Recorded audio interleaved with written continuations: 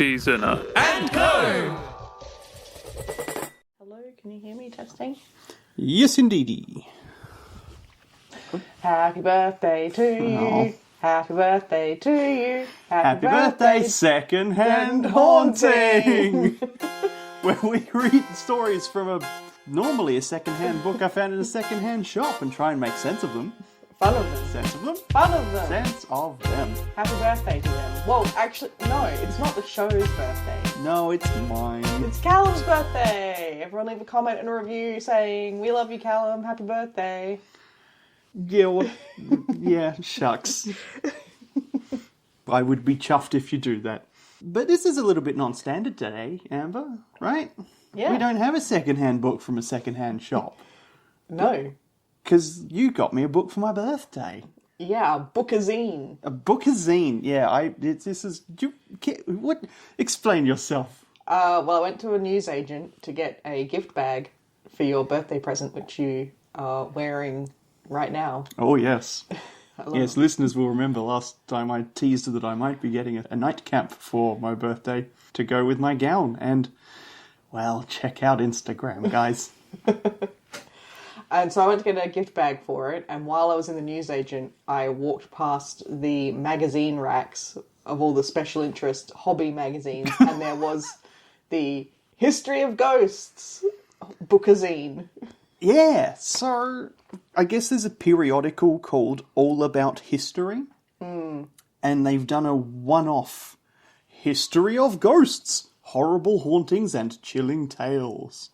Over 55 of the world's most famous ghosts. We have no idea what the quality is like. we briefly flicked through this morning when you unwrapped it. Yeah, I recognised some that I've read before, some we've even done on this show before, and a few that I've never heard of before, at least not by that name. I thought that this would at least be a place where you could explore, like read some articles about ghost stories, and then maybe go find the book that the full version is in that's a bit more interesting. Yeah, or we could just do an episode right now, because it's my birthday. Obviously, I haven't had a chance to read any of this ahead of time.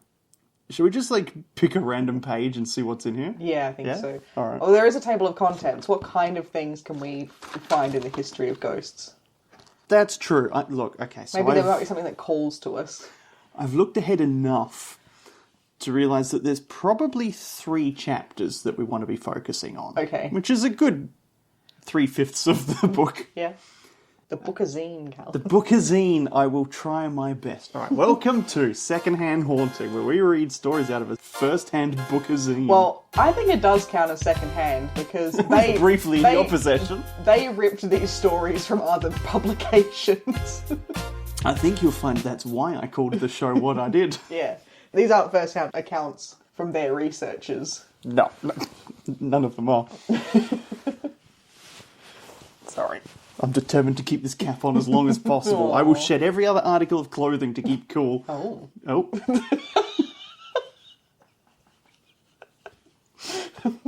So the chapters are... Spectres and Spooks, that's one chapter. Possessions and Poltergeists, that's another. And Haunted Houses. Classic. Do you have one you'd like to start off with? No, you're looking at the stories. You see if you see something that you like. Oh, yeah, fair enough. I think I've done enough haunted house stories lately, Yeah. so I'm going to move away from them to either Spectres and Spooks or Possessions and Poltergeists. Spectres and Spooks. I was actually thinking Possessions and Poltergeists. You go for it. You go for that one. We don't know how long they are. We could do 2. No, I think they're about 1 page each. Okay. Because there's one here under Possessions and Poltergeists. Actually 2 that I've never heard of before. So, Amber, you have the choice. Okay. Of the Ludun Possessions or the Rosenheim Poltergeist. I'll pick Rosenheim. All right. And let's just hope it's not 1800s anti-Semitism. Okay, what do we have here? Well, Oh. Well, I'm immediately surprised by the decade this is taking place in. Right, is it modern? We've got pictures. Okay. Heck, have a look at this lovely... I mean, the spread is nice. I'm not used to having pictures on this show of That's such true. high quality.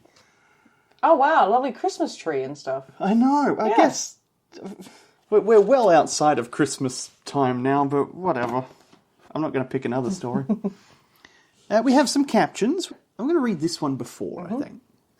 The quiet town of Rosenheim, Germany, in picturesque southern Bavaria, was rocked by a poltergeist episode in a local law office during the late 1960s. Oh, 60s, okay. That's a very recent ghost for, our...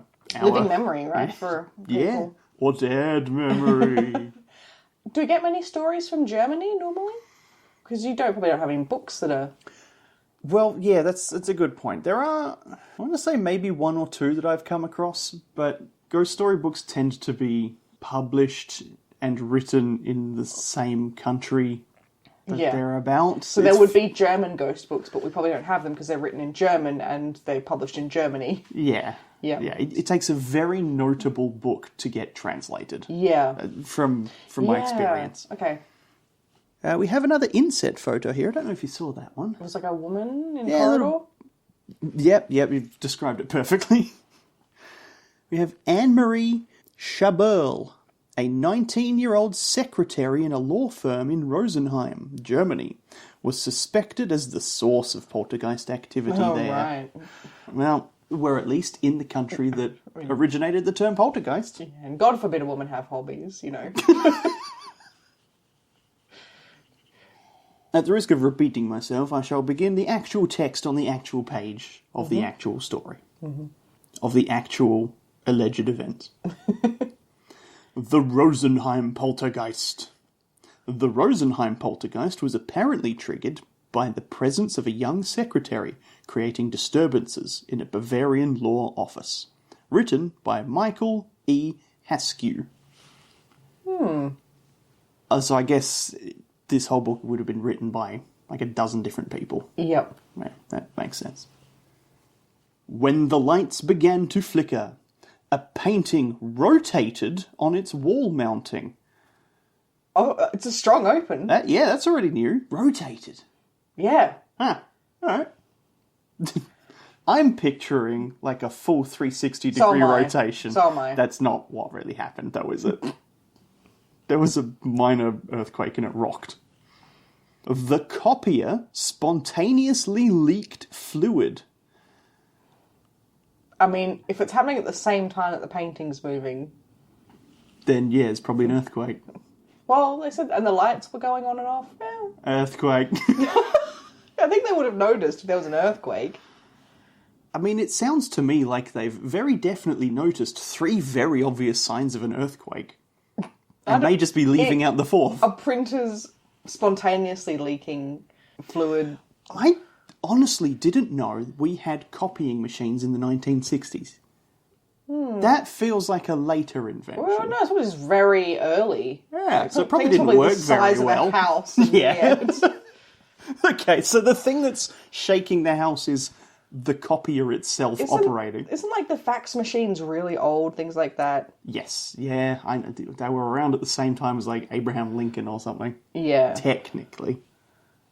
But by the time there's a copier machine in a small Bavarian town, 1960 feels real early. 1938 was when the fax machine was invented. The copier. 1938, wow. Yeah. Okay. Oh, there's more effects of this earthquake, poltergeist. Mm-hmm. And a heavy filing cabinet moved inexplicably. Oh, I love the word inexplicably in these stories. The law office of Sigmund Adam in the Bavarian town of Rosenheim, Germany, could not conduct business as usual. Oh, no. I know, it's too hot. I'm going to have to take this cap off. Oh.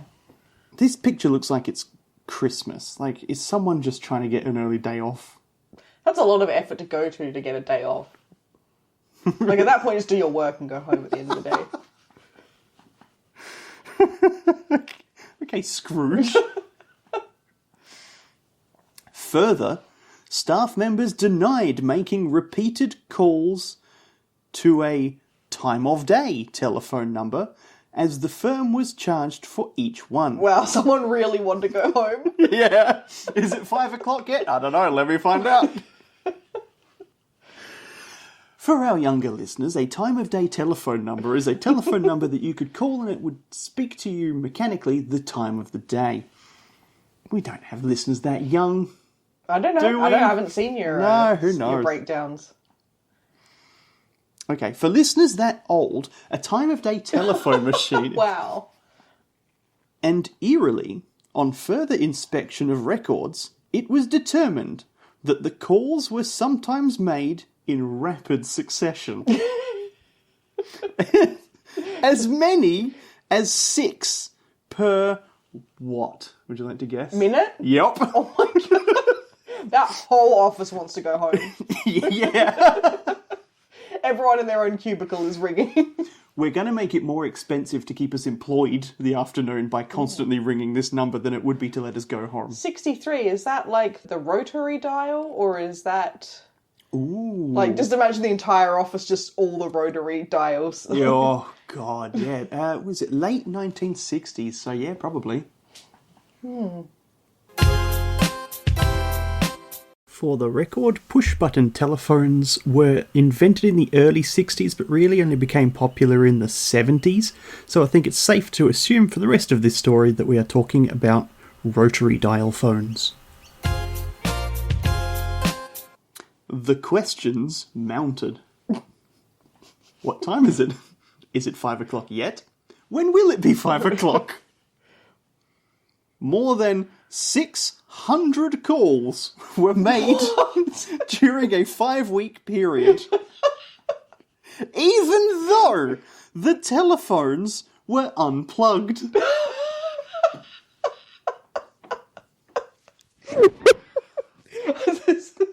I think it's an electrical fault, guys. Yeah, what? It just thinks electrical fault that just is calling like the last number called, or... But presumably they'd have a clock in an office. Yeah, right? But they don't have a clock on the other side.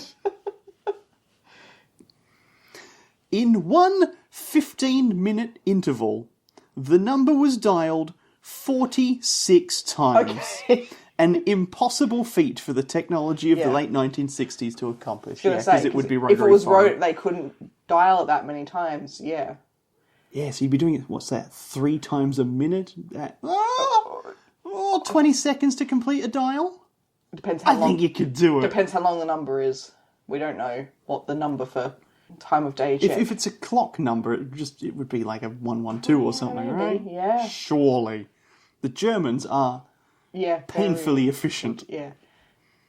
Baffled, attorney Adam allowed parapsychologist Hans Bender of the Institute of Paranormal Research in Freiburg to investigate. Your staff will just want to go home. That's my conclusion. Would you like to see a photograph of our Hans Bender? Oh, I might have seen it when I looked earlier. Okay, Yeah. So at this point, I will read the biographical insert for Hans Bender. Mm-hmm. Hans Bender, a parapsychologist, investigated the strange phenomena in the law office of Sigmund Adam in Rosenheim, Germany, identifying a young secretary as the source. Okay. They really want to make sure you get the details of this case, even if you're just looking at only one of the pictures. Yeah. Huh. Ladies and gentlemen, we're about to have a return pseudoscience jargon term. Oh.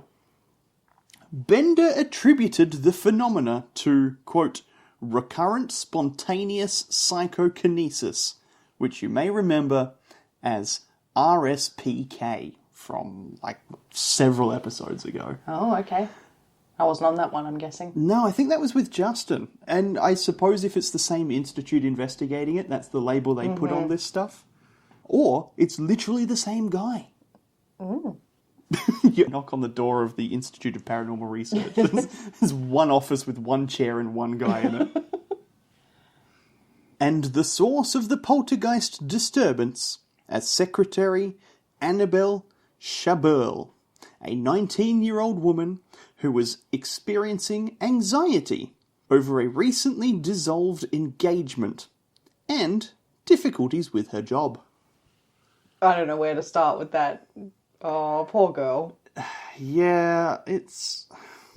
So, like, you break up with your husband-to-be, yeah, somehow, betrothed, something happens, you've got anxiety, you're working in a law firm just full of German lawyers and... Who can't wait to go home. Yeah, so you just call... Did she just want to seem like she was working?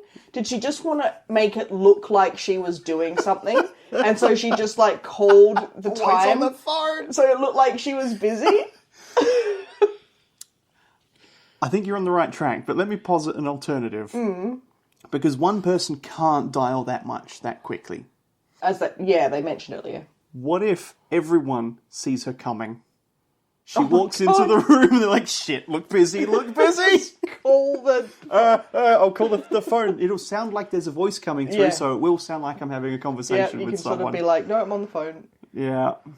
No, well, they said they think it was her fault, so... God, just pretending to work by calling the what... And, like, after they figure out... Call each other, guys! But Call also, each other! Like, when the boss figures it out, it's like, everyone, stop calling this number, I'm unplugging the phones. And yet she persisted. I can't explain that. Like... It's the boss at this point. Well, she was the receptionist, right?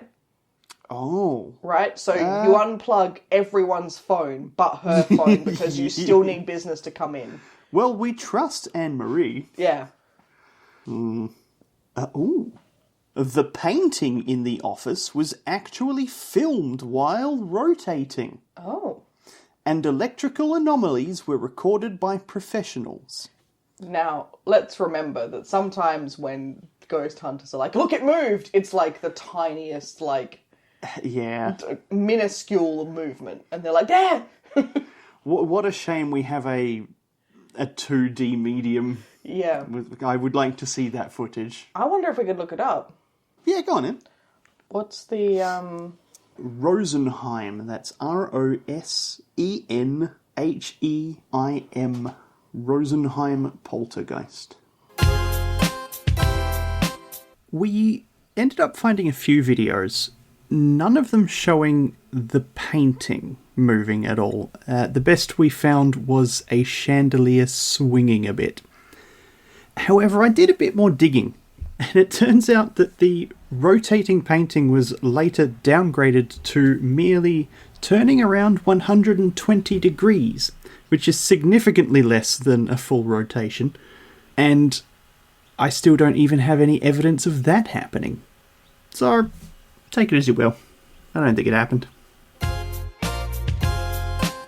Now, the sentence does continue to say that the rotating happened and the anomalies were recorded by professionals when Charbel entered the premises. Now, whether or not they were recording when Charbel was not in the premises, they don't say. The disturbances occurred from the summer of 1967 to January 1968. Hang on, summer of 67 in Germany, so that would be like June, July. So a good 6 months. Yeah. And Bender labelled them as the work of a, quote, typical poltergeist. Yeah. I mean, calling a what time's it number for... Is that normal? Yeah, I don't know if that's typical. I get the tilting painting and stuff is. Normally they and just... flickering lights. Normally they just call the information line. He believed the energy that caused them emanated from the secretary and was the result of her discontent. Huh. Yeah, okay, that makes sense. Yeah, that's pretty typical. Poltergeists are born of human emotions. Yeah. No, more specific than that. Teenage female emotions. Yeah. At least according to all of the old white men. Yeah. Investigating Just them. a reason to get rid of women. Well, she's got a poltergeist following her. Get her out of here. Yeah. Reason of termination, poltergeist. I would believe it. The strange occurrences coincided with Charbel's... I'm sorry. I'm sorry, Michael E. Haskew. What is this lady's name? Charbel? you've spelt it two different ways now. It's either Charbel or Chaberl. Oh. That R has been floating around more than the paintings in this story. It seems to be Chaberl more often Than Charbel. than Charbel. Okay. So Chaberl it is, from here on out. And when she left her employment with the firm, the phenomena ceased. How Yep, convenient. get rid of her. Yep. Uh-huh. However, it was later reported that electrical power surges took place at her subsequent employers. This poor girl. How's this going to stop? When she finds another man who will love her and she isn't thinking about her ex all the time. She reportedly married in 1969, and no more reports of strange occurrences Slam surfaced. dunk, no net. Like...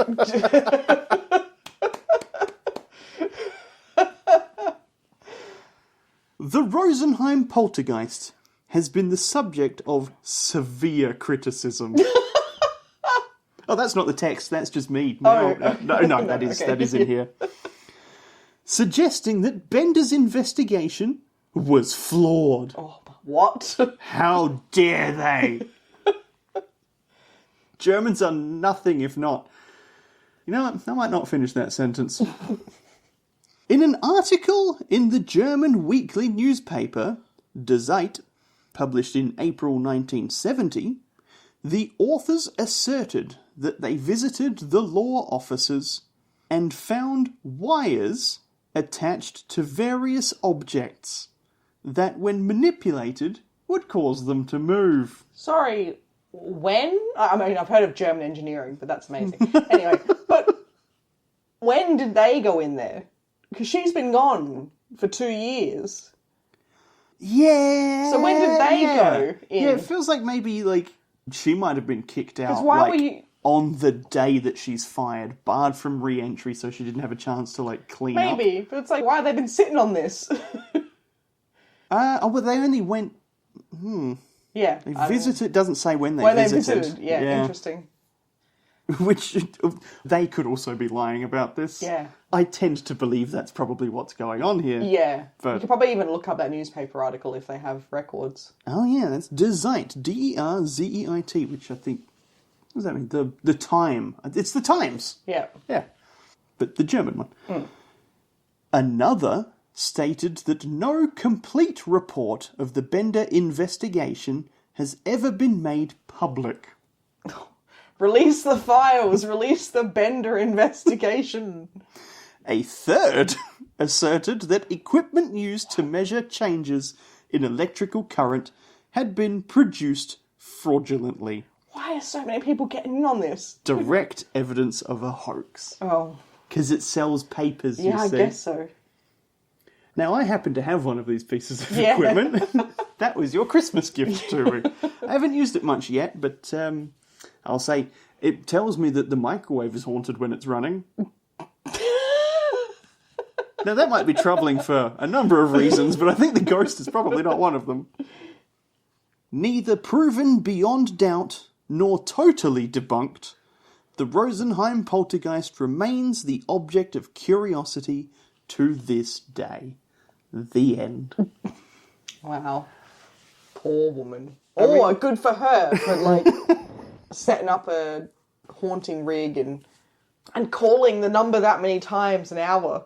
Well, no, I think she's set up an electrical thing to dial for her, Well, good for her. which is amazing. Yeah. But I wonder why. Why was this happening? It all stopped when she got married. So, She had work to do then and pregnant and couldn't go to work anymore. And or she was trying to find someone in her vicinity that would believe this bullshit and then try and shack up with them, knowing that she would kind of have control in some way over the relationship maybe. in a time when she definitely would not have had control in the relationship. Yeah. Or she was the patsy for a law firm trying to get more clients. Just to get free advertising in the newspaper, right? There could be, Does that get you? Yeah, Does that get you the clients you all want? press is good press, right? I guess, yeah. Yeah, it does. It gets your name out there. That's a good point. But then her subsequent workplaces were all doing the same exact grift. It depends who that info came from. You know what? Good point. That kind of is the end point of all of these Yeah. arguments. Yeah. And I think that's an interesting certainly one. the end of the Rosenheim Poltergeist You know, it's story. funny. I don't normally find myself wanting to know more or read on about a lot of these stories, but this might be one of the first times where I'm like, I can see some independent research on this just to see what actually happened here. I'm quite interested in this one. I do want more info, and I get that same vibe when I'm reading like the Reader's Digest stories, because you get so little. Yeah. It's like, what actually happened? There must be more information out there. But Should we do another? sure. Can I pick one? Oh, yeah, go on then. Yeah, let's do it. Yay, a birthday present for me.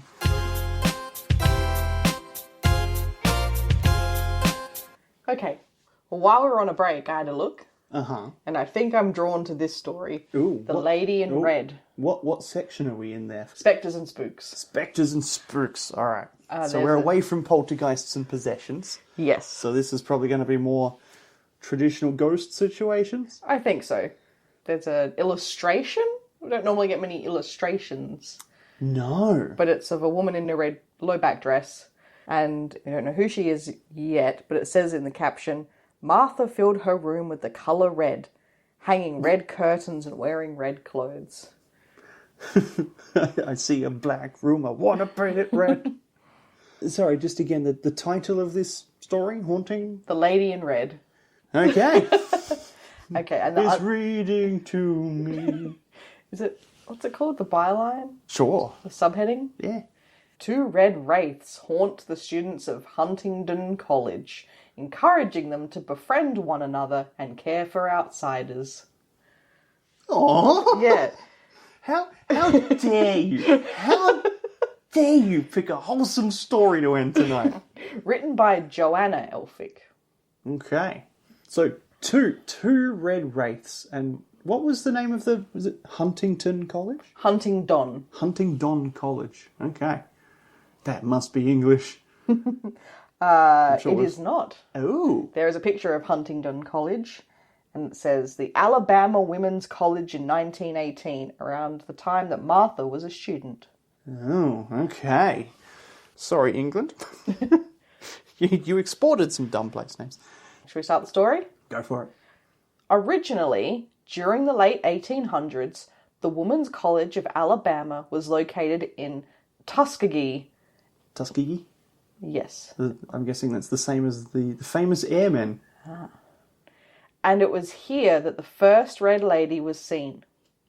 She only appeared once, a beautiful woman in a scarlet dress, carrying a matching parasol, surrounded by a red glow, floating through the halls of the dormitories before disappearing. I know this wants to sound gothic and romantic, but all I can picture is like a Tex Avery cartoon. Like, wow, wow, wee, wow, wow. And Wow! and then you notice that she's floating. It's like, huh? But I'll point out, it's women. It's all women. There's no men. It's all women, here. okay. So there's no one to have their jaw rolling around on the floor and their eyes popping out of their head. No, everyone's straight in Huntingdon Women's College. Look, I refrained from using the boing, boing, boing. I like that this is definitely a spectre and not a girl who was quickly rushing in from a night out on the town. Yeah. All the matrons, what was that? And all the other girls like, a ghost, like covering for the girl. Get in here, Sally. Oh dear. Students were naturally unnerved and perplexed by the encounter, but she is now thought to have been a prophecy of what was to come. Dates? You didn't get it then, but you'll get it later. In retrospection, this ghost will make a lot of sense. Are you telling me that? Or? No, back then, because they were like, oh, what does this mean? But yeah, they'll figure hang on, it out sorry. later. Are you quoting Back to the Future there?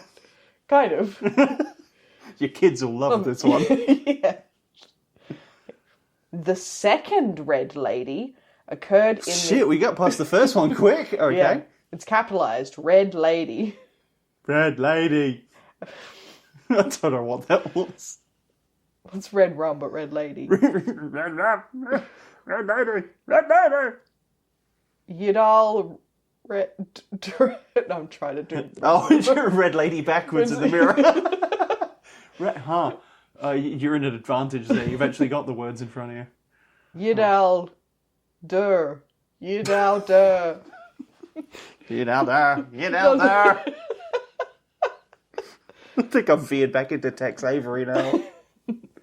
Okay, the second Red Lady occurred in the early 1900s after the college had moved to a new site in Alabama. Oh. Hang on. So it's not a building that's haunted. No. It's yeah. It's an institution that happens to have had two red ladies in it. Okay. I'll say it's unique. It moved to the new site in Alabama, now known as Huntingdon College. Not long after it had opened, a young girl from New York named Martha packed her belongings and made her way to her dormitory, Pratt Hall. I'm not going to make fun of Pratt Hall. But who moves from New York to Alabama? A girl who was probably pregnant.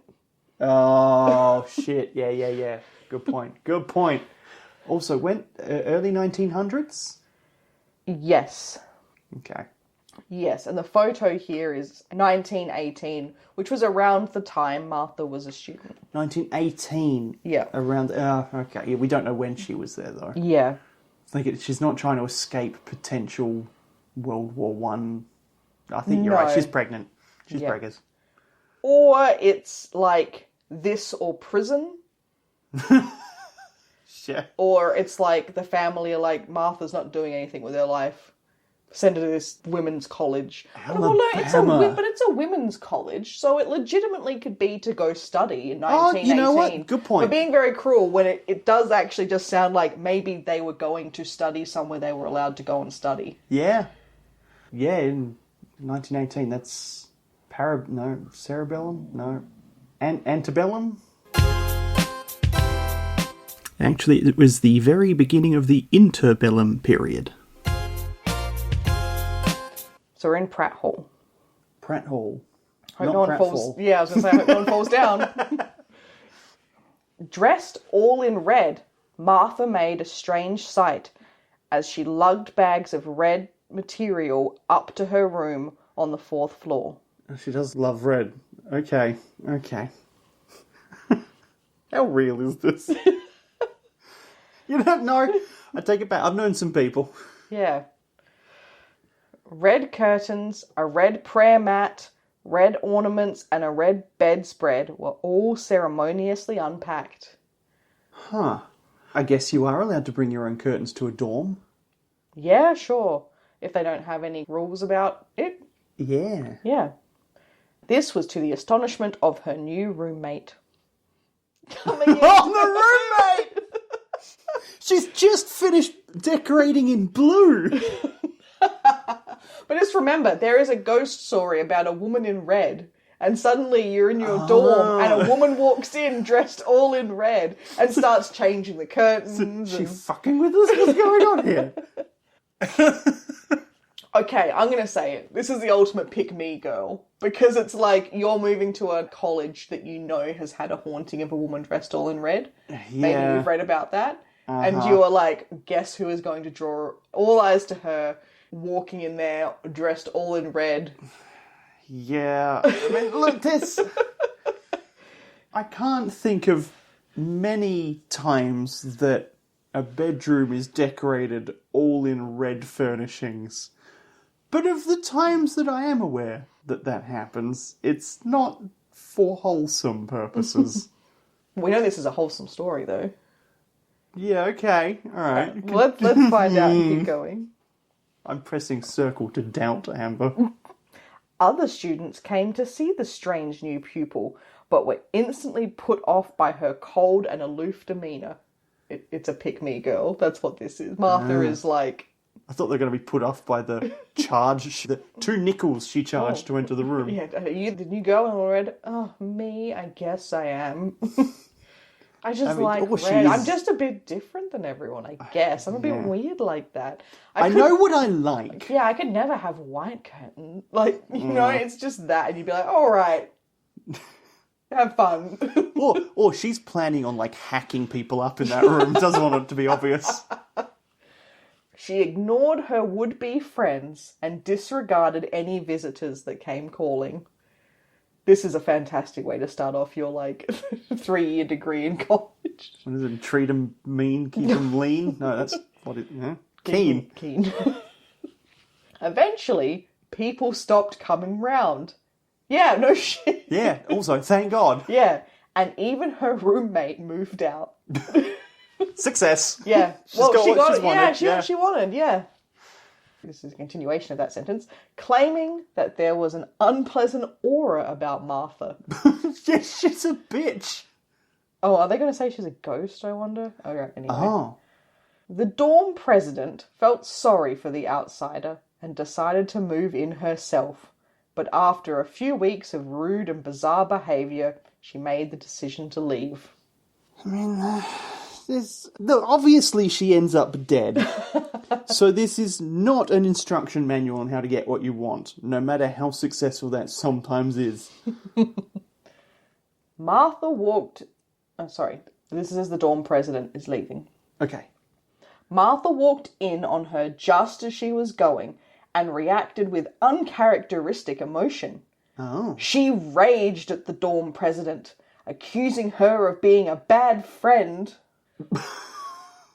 Did they try to, is this a breaking up? Yeah. Is this they were getting it together? And or at least Martha thought that is what was happening. Yeah, and the dorm president's like, oh, I don't want to get in with this. This is not girlfriend material. And yeah, well, I'm sorry, could you just rewind and read us back what the dorm president thought of Martha's behaviour? The dorm president felt sorry for the outsider and decided to move in herself. But after a few weeks of rude and bizarre behaviour, she made the decision to leave. Rude and bizarre behaviour. Would you think that a straight woman in 1918 Alabama being hit on by another woman would consider that as rude and bizarre? Yeah. Yeah, that could happen. Yeah. Anyway. She raged at the dorm president, accusing her of being a bad friend, yeah. Yeah. From then on, Martha's behaviour grew stranger still. What did she, sprout roots or something? What?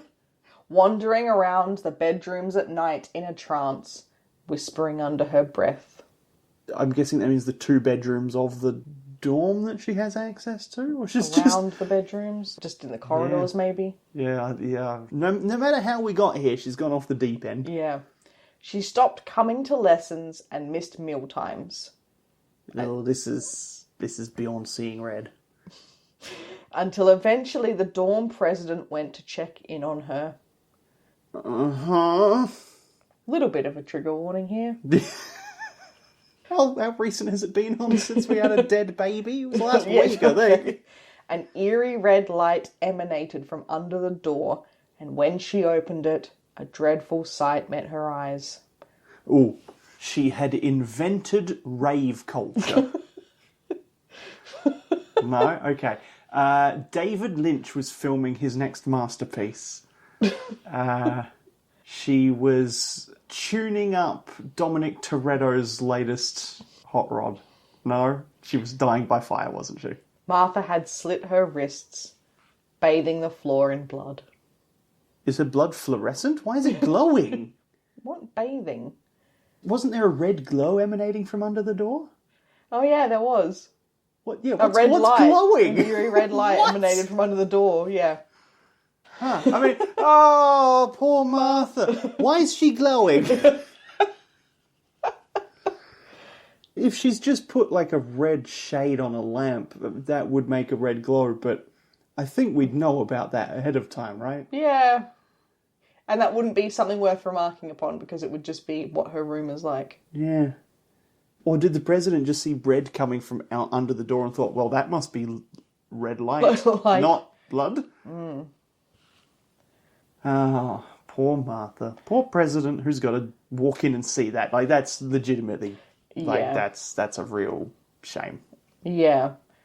It's a shame because they obviously knew the warning signs when someone's wandering around the halls in a trance, whispering under their breath. This person's been unwell for a while. Skipping meals. Yeah.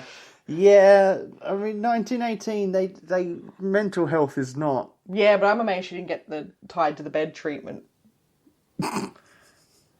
With luxurious red ropes. Okay. She invented those red fluffy I handcuffs. feel bad laughing about this, but yeah. Alright. Today, her ghostly image drifts along the halls on the 4th floor, dressed in red from head to foot, reminding students to care for the outcasts left alone in their room. Oh, well done. The end. Well done. Okay. Well. I don't think I can be mad. It's rare that a ghost story has a moral that you can actually deploy in real life. Yeah. Yeah. But they've managed it. Well, like the byline, 2 red wraiths haunt the students of Huntingdon College, encouraging them to befriend one another and care for outsiders. That's a bit of spin on the notion of... I don't know if the ghosts are encouraging that so much as... Well, it's hard to know, because the first ghost seemingly is totally disconnected from the second one. Unless we're to believe that Martha was that ghost all along, come to... teach them all a lesson about being mean to outsiders. It's like a ghostly echo that's gone into the past. Yeah, or something like that. Because what's the first red lady? Yeah, well, what is it? Let me tell you. The first red lady is someone who was at that school before Martha died, wanting to get in on the cred of having seen the ghost, and then when somebody checked up on her story, like, hang on a minute, Martha hadn't even been to that school. In fact, the school wasn't even in that building. She's like, yeah, I know, that's what makes it so weird. There's 2 of them. Yeah, I could get that. I think my thing would be that the first one happened and was a girl returning home from sneaking out, and the other girls protected her by saying it was a ghost. And then Martha heard that story when she got into Huntington. And didn't know that the college had moved. I don't know. Because she might have maybe. only heard the story is at Huntington College. College. And then maybe dresses as that red ghost to seem aloof or interesting, and then...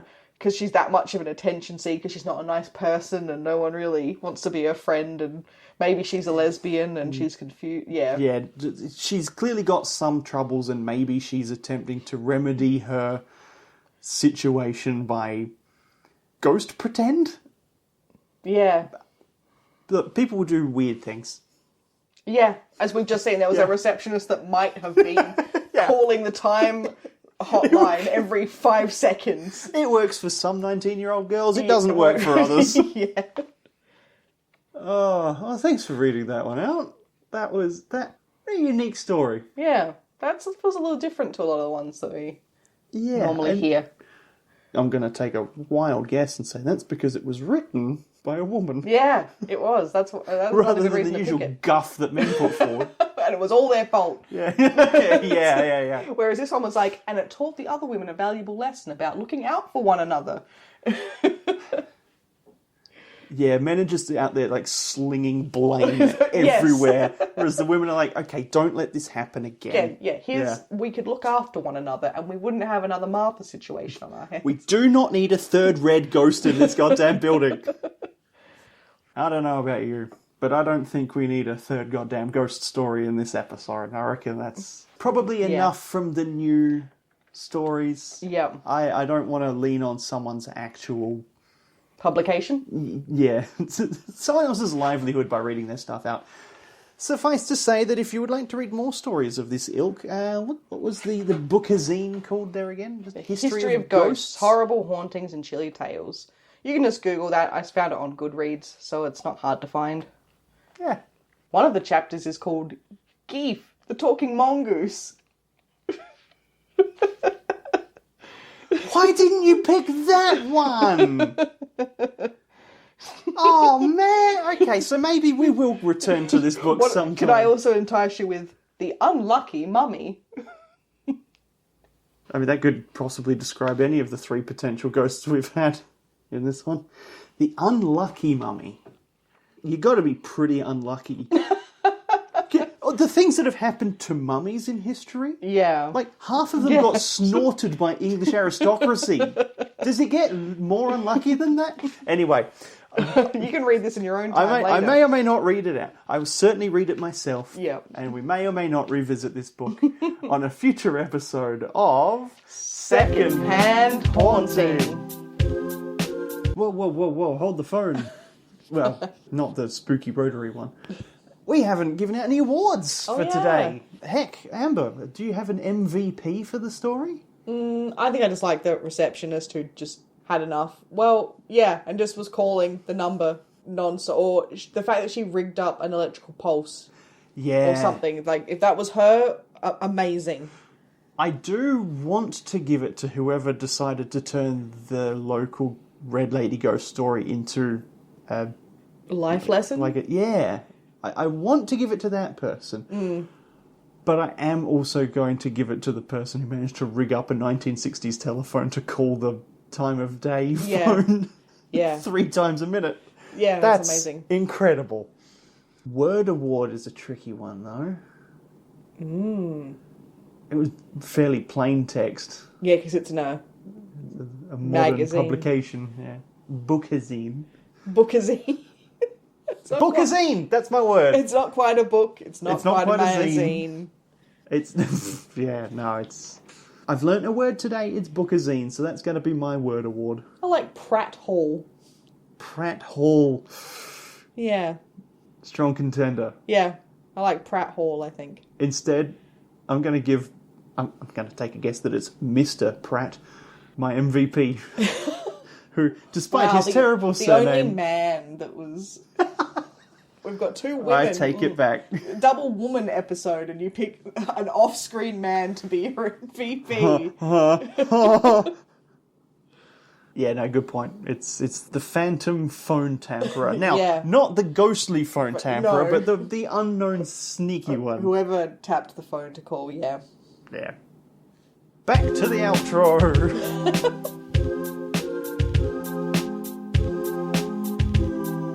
This week's stories from History of Ghosts, 9th edition Bookazine by Future Publishing Limited.